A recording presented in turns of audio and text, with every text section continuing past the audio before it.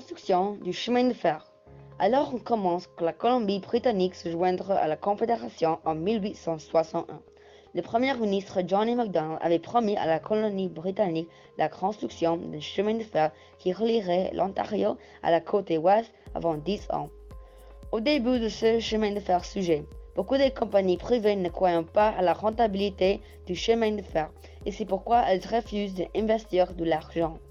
Pendant ce temps-là, Johnny MacDonald a trouvé une façon.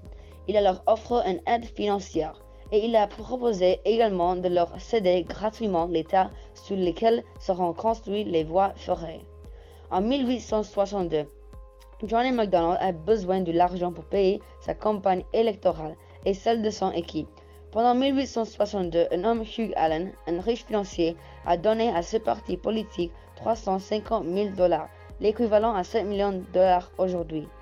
Quand Johnny MacDonald a gagné cette élection en 1868 en proposant sa politique nationale une série de mesures économiques, il a proposé l'augmentation des tarifs douaniers sur les produits fabriqués à l'étranger.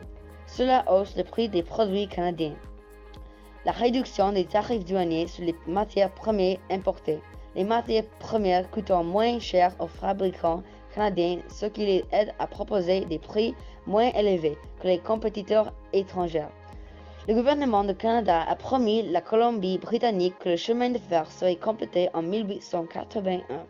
En échange de la construction et de l'exploitation du chemin de fer, le gouvernement canadien offre au CPCP 25 millions de $, environ 10 millions d'hectares de terre, une garantie de non-concurrence pendant 20 ans.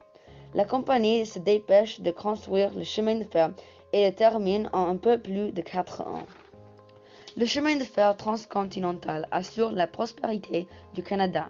Grâce à lui, il devient possible de transporter des voyageurs et des produits d'un but à l'autre du pays, de la Nouvelle-Écosse à la Colombie-Britannique.